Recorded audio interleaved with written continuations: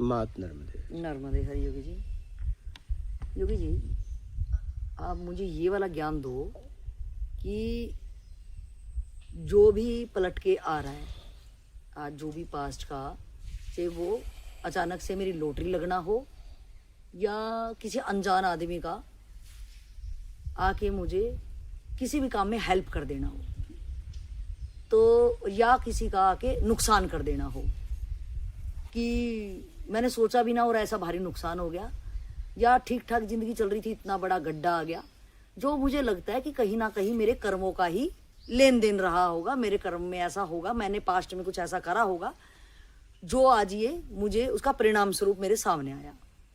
तो जब कर्म किए तो हम नहीं समझ पाते हैं, लेकिन जब आज भुगतान जब उसका करना पड़ रहा है तो मेरे से नहीं हो रहा, और एक तो भुगतान नहीं हो रहा, एक मैं उसको छुपाने में, उससे बचने के चक्कर में और कर्म मैं उलझ जाती हूँ, और भी 2-5 करके कैसे भी करके उससे बच जाऊं कैसे, और बच तो मैं पा नहीं रही हूँ, तो मैं और ज्यादा अपनी जिंदगी को उलझ के फंसा लेती हूँ। लेकिन आज मैं निकलना चाह रही हूँ कि भैया जितने भी मेरे हों वो सारे आ जाए और सबका मैं भुगतान करूं, तो जितने भी हों इकट्ठे ही आ जाएं। तो मुझे कोई ऐसी समझ दो कि वो जब आएंगे, कि जैसे वाल्मीकि जी के वो पूरी डिमक लगी बॉडी में, पूरी डिमक जैसे कि लकड़ी में घुन लग जाता है, पूरी डिमक इस टाइप से लगी, तो क्या उनके पास गुरु का ऐसा ज्ञान होगा कि हाँ, तो एक कांटा चुभ जाता है तो उसकी मार, कांटा खाली चुभा और निकल गया, तो उसकी मार कई घंटों तक रहती है। तो क्या वो गुरु का ज्ञान मिला होगा उसको कि जिससे वो इतनी हिम्मत आना अपने आप में कि एक नॉर्मल आदमी जो कि मांसाहार वगैरह करके जंगल में जाता और अपना पेट भरण पोषण चल रहा था, निरा गवार रहा होगा उस टाइम पे, लेकिन क्या समझ रही होगी, क्या गुरु का ज्ञान रहा होगा कि वाल्मीकि जी को आज एक पूजनीय, एक संत महात्मा, एक स्वर्ण, हम याद करते करते हमारी जुबान पे मिठास आ जाती है उन महात्मा को याद करके, और उनका उसी टाइम का जन्म, मतलब एक शरीर में ही कितना तगड़ा पलटा, जो कि एक दिन पहले वैसा होना, और एक क्षण में ही गुरु के ज्ञान के बाद बोला कि जो आपने घर पे जाके बोलना कि जो तू कर्म कर रहा है, क्या उसका वो फल भोगने में तेरे साथी बनेंगे कि नहीं, तेरा सहयोग करेंगे। तो ये ज्ञान, ये क्वेश्चन हम कितनी बार पढ़ लेते हैं। ये तो हमारे बचपन से बोल देता भाई जैसे तू कर्म करेगा ऐसे फल भोगेगा, लेकिन ये कोई हमारे जू भी नहीं रहेंगे इससे। तो क्या वो गुरु का उस टाइम पे वो क्वेश्चन रहा होगा, और क्या उसकी सूक्ष्म वृत्ति इतनी चित्त एकदम अटेंटिव होगा कि वो लग जाना उसके एकदम हृदय में, और इतना जिंदगी ने एकदम पलट दिया तो कि अब कुछ भी नहीं चाहिए, और वो बैठ गया ऐसे करके। तो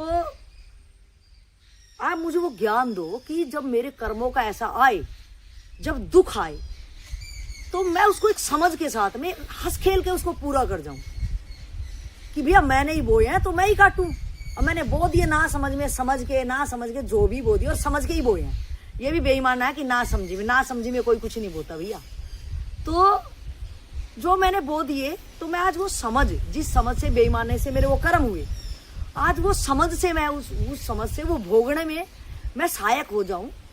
वो आपका ज्ञान सहायक हो, तो कुछ ऐसा ज्ञान दो जो मैं अपने कर्मों का भुगतान इसी जन्म में मैं करना चाहूं कि जितने जन्मों से जीवात्मा भटक रही हो वो सबके सब आ जाएं, और मैं एकदम खुशी के साथ उनको झेल जाऊं।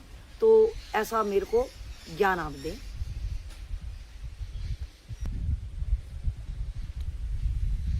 वाल्मीकि जी का आपने नाम लिया, तो वाल्मीकि जी का परिवार कितना ईमानदार था, पहले ये देखिए। हाँ। कि उसने कहा भाई कर्म का लेखा जोखा तो अकेले करना पड़ता है, तो हम तुम्हारा साथ कैसे देंगे। तो आप देखिए कि उनका परिवार कितना ईमानदार था, ठीक है। और गुरु के ज्ञान का प्रभाव तब पड़ा जब वो पूरी तरह समझ के आए। क्या ऐसा नहीं कि वो फिर आए फिर जाने के लिए, पूरी तरह समझ कर आए। और आप क्या है, आए हो जाने के लिए। क्या तो समझ के आए ही नहीं, तो गुरु के ज्ञान का प्रभाव ही नहीं पड़ेगा। प्रभाव तो तब पड़ता जब पूरी तरह पाते। सही, एक बात तो ये होगी। हाँ हाँ, कि अब मेरे को गुरु का वो ज्ञान, मतलब मैं निकलने के लिए आई ही नहीं। अगर मैं निकलने के लिए आ गई, तब जब आप निकलने के लिए आ ही गए तो गुरु के ज्ञान का प्रभाव आप पे पड़ेगा और आप उस ज्ञान को लेके अपना आत्मिक कल्याण करोगे, क्योंकि आपके पास एक ही लक्ष्य रहेगा।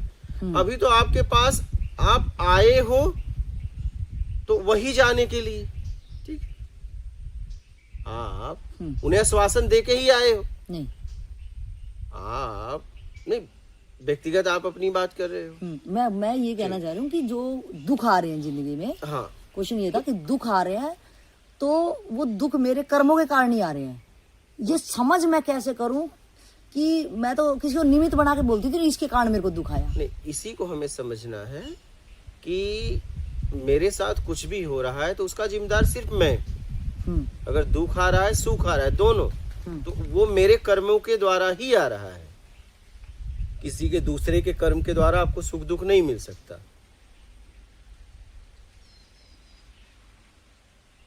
और सुख दुख वहां से तब मिलेगा जब आपका भाव मेरापन का उसमें होगा।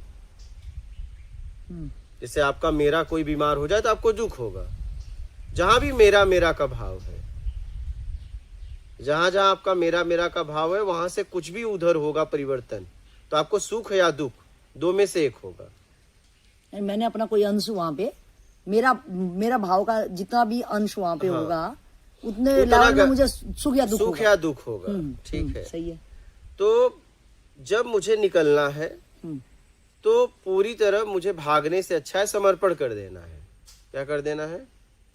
समर्पण कर देना है कि अब हम अपना लेन देन पूरा करना चाहते हैं।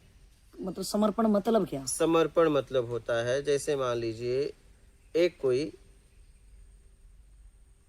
कोई भी अपराधी हो समाज में, उसने अपराध कर दिया, लेकिन जितना भागेगा उतना उसका बढ़ता जाएगा। अगर वो समर्पण कर दे तो अच्छे से अपने कर्मों का जिस दिन वो समर्पण किया उसी दिन से उसका कम होने लगेगा। और जब तक वो पकड़ा नहीं गया था तब तक सजा भी फाइनल नहीं था और कहीं न कहीं धारा बढ़ ही रही थी उसके भागने की वजह से।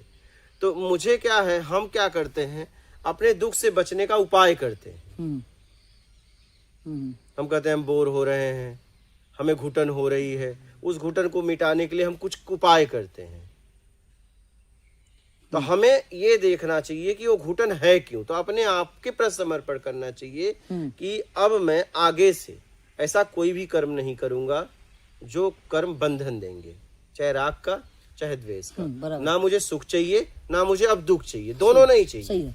क्योंकि एक चाहिए तो एक आ जाएगा, ठीक है। अब मुझे दोनों नहीं चाहिए। आगे अब मैं पिछला जितना भी किया हूं मैं भोगने के लिए तैयार हूं, उसमें मुझे अनेक पीड़ा होगी, लेकिन कोई बात नहीं, मैं भोगने के लिए तैयार हूं। और पुराने लोगों से पूरी तरह संबंध मुझे छोड़ना पड़ेगा, पूरी तरह। सही है। वाल्मीकि जब घर से निकले तो पूरी तरह छोड़ के निकले, बराबर। वापस कभी गए नहीं। क्या गए नहीं कभी, वापस उनके संपर्क में नहीं थे। ऐसा उन्होंने नहीं कह दिया कि गुरु ने ज्ञान दिया तो उन्होंने नहीं कह दिया कि हम यहाँ कुटिया बना रहे हैं, घर वालों को ये नहीं कह दिया कि तुम जब भी जरूरत हो तो आ जाना, या जब भी जरूरत हो तो मैं आ जाऊंगा। वो जब निकले तो पूरी तरह आगे ही निकले, उन्हें पीछे पलट के नहीं देखना था। लेकिन जब तक आपको पीछे पलटना है तो पीछे तो आसक्ति रहेगी ही रहेगी, तो आगे जा ही नहीं पाओगे। आप कितना भी आगे जाओगे लेकिन आओगे पीछे ही। तो पहले तो पीछे मुड़ना बंद करो, तब गुरु के ज्ञान का प्रभाव काम करेगा। नहीं, ये कैसे मैं सच मानूं और अपने आप को दृढ़ निश्चयी बनाऊं कि जो मेरे पास सुख दुख आ रहे हैं वो मेरे ही कर्मों का रिवर्ट है। ये कर्म के सिद्धांत को समझो। मुझे क्या लगता है कि जो दुख आता है तो डायरेक्ट तो कोई ऐसी हवा नहीं कि मुझे दुखी करके चली जाए, और कोई सुख की भी ऐसी हवा नहीं आती कि जो मुझे आनंदित कर जाए। तो वो किसी ना किसी निमित्त आते हैं कि अगर ये बिल्कुल क्लियर हुआ आपकी लाइन कि अगर हम बच्चे को पढ़ा रहे हैं और बच्चा हमारे अनुसार रिजल्ट भी ले आता है, तो वो हमें उसका रिजल्ट जब आता है तो वहां पे काम करते करते भी अपने को दो सीन होते हैं कि क्या पता ये रिजल्ट ला भी पाएगा कि नहीं। तो वो डर की फीलिंग रहती है कि हम तो पूरी मेहनत कर रहे हैं लेकिन बच्चा पता नहीं उस टाइम पे कैसे लिख के आएगा कि नहीं, इसके अनुसार रिजल्ट लाएगा कि नहीं। तो अगर उसने रिजल्ट ला दिया तो सुख है, तो क्या वो मेरा प्रयास ही सुख दे रहा है और बच्चा सुख दे रहा है? नहीं, उसमें मेन बात आपका बच्चा है, ठीक है, और रिजल्ट अच्छा लाया, आपने उम्मीद अच्छे की थी, तो आपका बच्चा है और आपकी उम्मीद आपके तरीके से हुआ। वो मेरा बच्चा भी नहीं हो, मैं कोई भी काम कर रही हूँ, हाँ। XYZ कोई भी, चाहे मैं NGO चला रही हूँ या मैं किसी गरीब बच्चे को पढ़ा रही हूँ, तो वहां पे मेरा जो रहता है 110% रहता है कि मैं कितना भी भरसक कोशिश करके इस बच्चे को बिल्डअप करना है अपने को। तो जो मेरा मेहनत करते करते मुझे सुख की फीलिंग आ रही है, वहां मेरा बच्चे से कोई अटैचमेंट नहीं है, एक जिंदगी से है कि ये इस बच्चे की जिंदगी, मतलब एक जिंदगी को मैं देख रही हूँ, सिर्फ वहां मेरा अपनापन कुछ भी नहीं उससे। तो उसमें जो वो क्या मेरा प्रयास सुख दे रहा है या वो क्या मुझे सुख दे रहा है? सुख नहीं दे रहा है, वो परिणाम आपको प्रसन्नता दे रही है। वहां सुख दुख से आप ऊपर चले गए, क्योंकि उन बच्चों में मेरा का भाव नहीं है। नहीं। जहां मेरा का भाव है वहां से मिलता है सुख दुख, तो उन बच्चों में मेरा का भाव नहीं है, तो आपको वहां सुख दुख दोनों नहीं मिलेगा। उस परिणाम के बाद आपको प्रसन्नता मिलेगी। अच्छा। सुख दुख नहीं मिलेगा। तो मतलब ये हुआ कि जहां भी मेरा निष्काम कर्म है, हाँ, मतलब जहां मेरापन मैंने लगाया ही नहीं, हाँ, वहां से प्रसन्नता मिलेगी। सुख दुख दोनों नहीं मिलेगा। तो आपका कहना है कि जहां मैंने मेरा का फसाव किया है राग में, वहां जहां भी मेरा है, राग में अगर किया है मेरा, तो मुझे उधर से सुख आ रहा है और वो बंधन बन रहा है। अगर मेरा दुश्मन है या मेरा इसने नुकसान कर दिया या मेरा जहां पे भी उसने अड़चन डाली, तो वो दुश्मन है, वो भी बंधन है, वो भी अटकाएगा मेरे को। मेरा ही दुख सुख का कारण है। मेरा के भाव से मुक्त होना। और मेरा मैं से अलग है। हाँ, मेरा मैं से अलग है। मेरा जरूरत में पैदा हुआ है। मेरा का भाव जरूरत में पैदा हुआ है, लालच में पैदा हुआ है।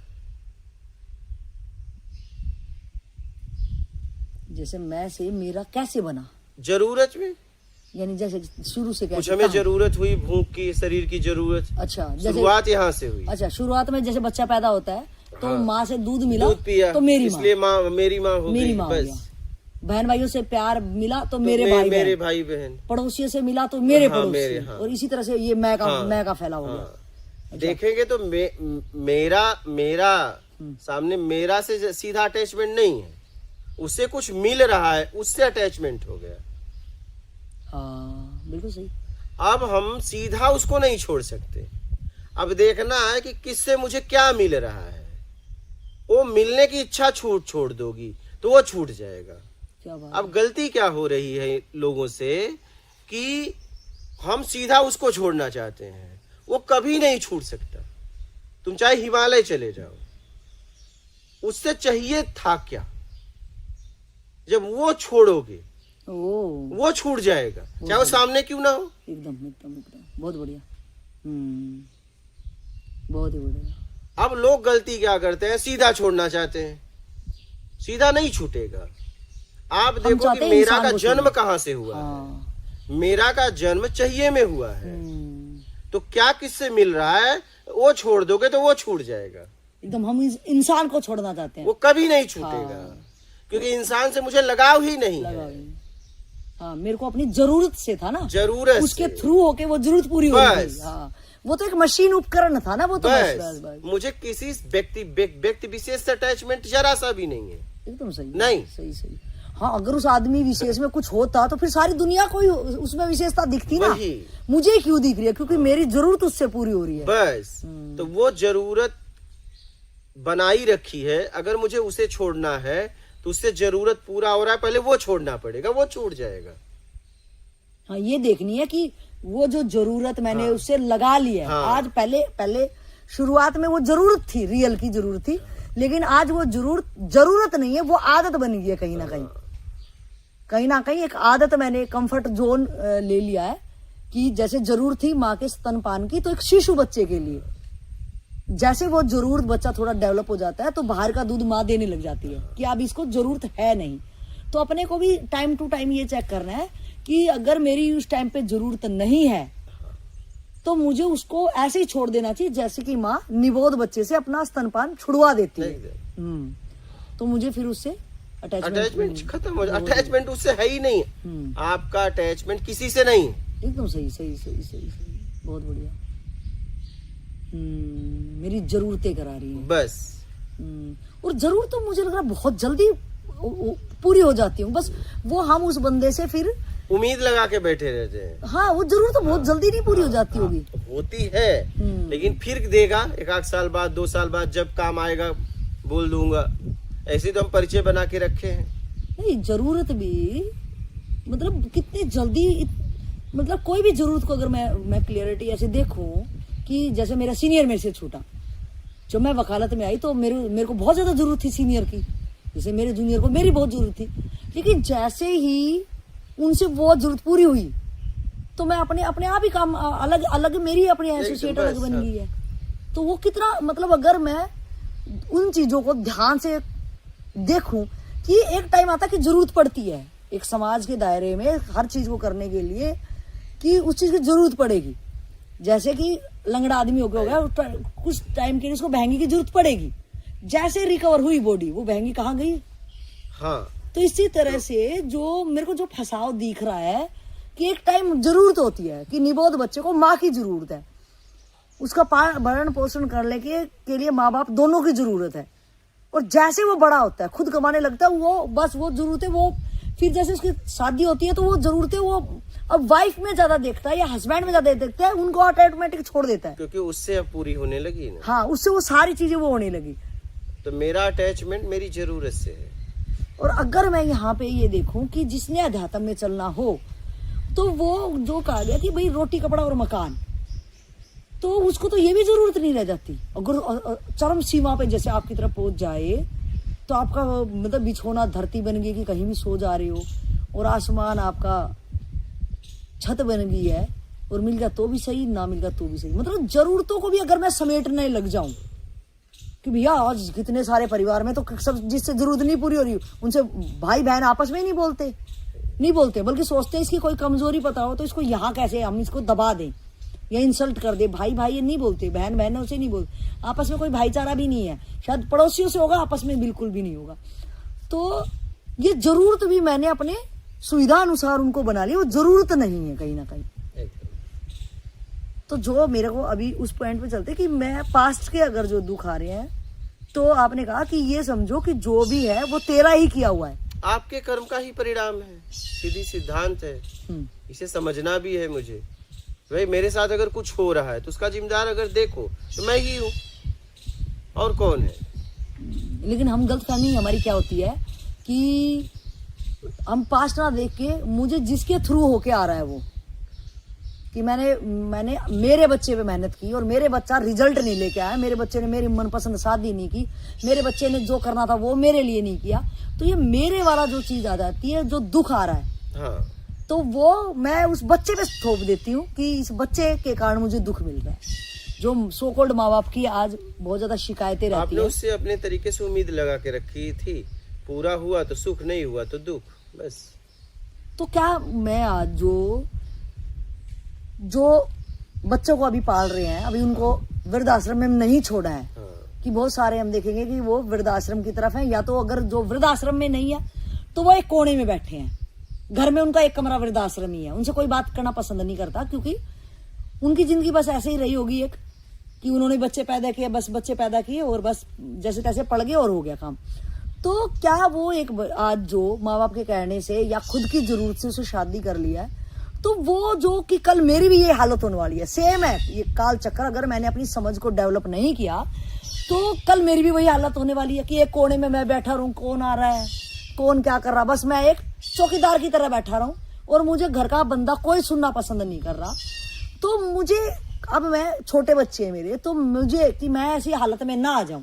और अगर हम ये सोचे कि चलो माँ बाप को टाइम देते, तो उनके पास ऐसा कोई तजुर्बा नहीं है जिंदगी का कि मैं बोलूं कि चलो कोई अनुभव बताओ, अपनी लाइफ का अनुभव बताओ और मुझे कोई ऐसी सीख दो, ऐसा कोई ज्ञान दो कि जो पूर्वजों से आपके पास आया हो और मेरी जिंदगी सुगम हो जाए। तो उनके पास ऐसा कुछ भी अनुभव नहीं होता है, बस वही बच्चे ऐसे बस बच्चे पे बच्चे करते रहो, उनके पास कोई अनुभव नहीं होता है। तो आप उनको क्या मैं आपके थ्रू उनको क्या ऐसी सीख मिले कि जो माँ बाप की हालत, चाहे वो वृद्धाश्रम में हो रही हो, चाहे घर के ही एक कोने में हो रही हो, तो जो ये बच्चे होना या एक समाज में किस टाइप से ऐसे रहा जाए कि जो अगर मैं भी अपने माँ बापों से ये उम्मीद लगाऊं कि माँ बाप कुछ मुझे ऐसी सीख दें, क्योंकि वो तो कल डूबता सूरज है, वो डूब ही जाएंगे। तो मेरी हालत ऐसी ना हो, मेरे पास यूथ बच्चा आए और जो बड़े बूढ़े कोई भी अपने अनुभव से जिंदगी सुगम बना देते थे। आज टेक्नोलॉजी का जमाना है, क्योंकि बूढ़ा माँ बाप जो हैं या बुजुर्ग जो हमारे हैं आस पड़ोस के भी, उनके पास ऐसा कोई अनुभव नहीं रहता। हालांकि टेक्नोलॉजी ने बहुत नुकसान भी किया है, फायदे के साथ साथ उतना नुकसान भी हुआ है, लेकिन जो हमारे अपने हैं तो हमें कभी भी वो नुकसान तो देंगे ही नहीं, लेकिन वो अच्छी सीख भी देने के लायक नहीं है। तो ऐसा जिंदगी में क्या वो बंदा करे कि वो जब बूढ़ा हो जाए तो नई यूथ के लिए बहुत ज्यादा ही यूजफुल बन जाए। वो कभी भी हमें काम करना चाहिए, परिणाम हमारे तरीके से उम्मीद नहीं रखना चाहिए। ठीक है, बस कितना, सिर्फ चाहे हम कोई काम भी करें, हो, सिर्फ काम करें, बस आप काम करिए उचित तरीके से, लेकिन आप उम्मीद अपने तरीके से मत रखिए परिणाम, क्योंकि सबकी स्थिति अपनी अपनी है।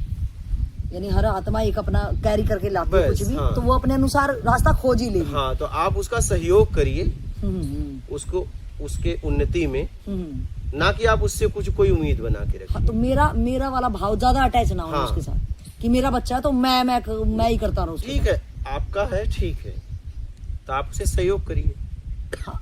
हाँ, मैं से मतलब मेरा बच्चा है तो मैं उससे ज्यादा उम्मीद मत लगाऊं। ज्यादा नहीं, उम्मीद लगानी ही नहीं, बस इतना है कि ये उचित तरीके से जीवन जिए, इसे मैं क्या सहयोग करूं। मेरा जो दायित्व बन रहा है, अपना दायित्व, कर्तव्य, दायित्व, जिम्मेदारी निभाइए। उम्मीद अपने तरीके से मत, रिजल्ट की उम्मीद अपने तरीके से मत करिए। आप उसे अच्छी शिक्षा दीजिए, वो रिजल्ट तो उतना आएगा जितना उसने लिखा है, और जितनी उसकी क्षमता है उतना ही लिखेगा। बिल्कुल सही। तो सब अपने यहाँ क्षमता के अनुसार काम कर रहे हैं। आप किसी से अपने तरीके से उम्मीद मत लगाइए, और आपको उम्मीद है तो आप खुद कर लीजिए।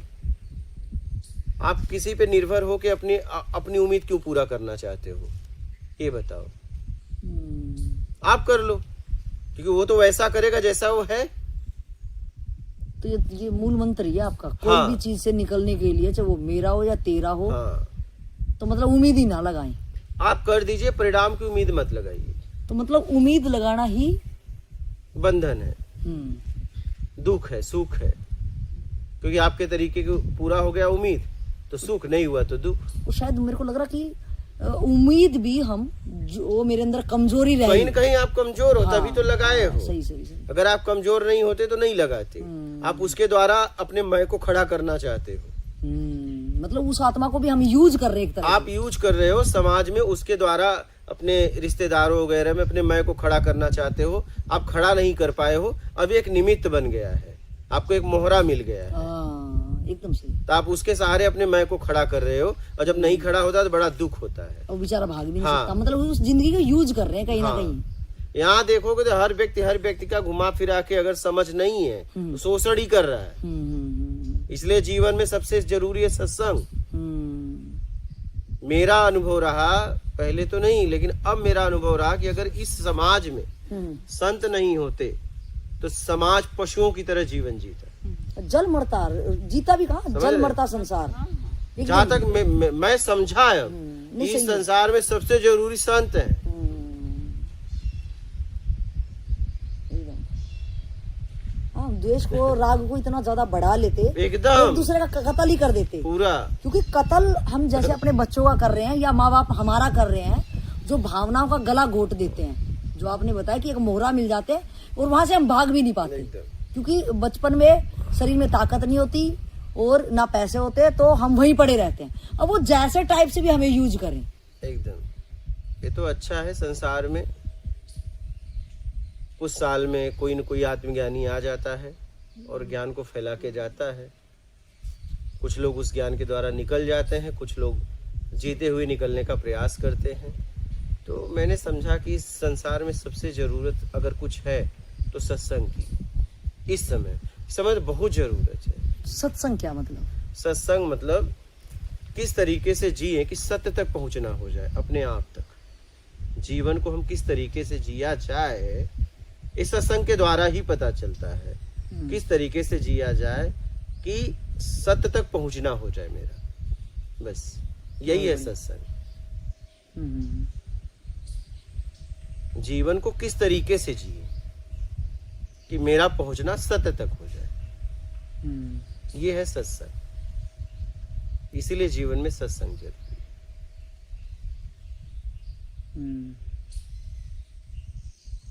क्योंकि राग द्वेष ईमानदारी बेईमानी में हम बहुत पूरी तरह फंस गए। नहीं, पहले तो ये क्वेश्चन बनेगा सर, फंसे भी हैं कि नहीं फंसे। अगर कोई ये भाव लेके कि भैया फंसे हुए हैं अपनी जिंदगी की समस्या को, जो प्रैक्टिकल, ये भी हमें एक आत्मज्ञानी दे सकता है कि तुम अपनी हालात देखो। वो जो शीशा देता है कि बेटा इसको बैठ के देख पहले तो कि अपनी हालत क्या बना रखी है।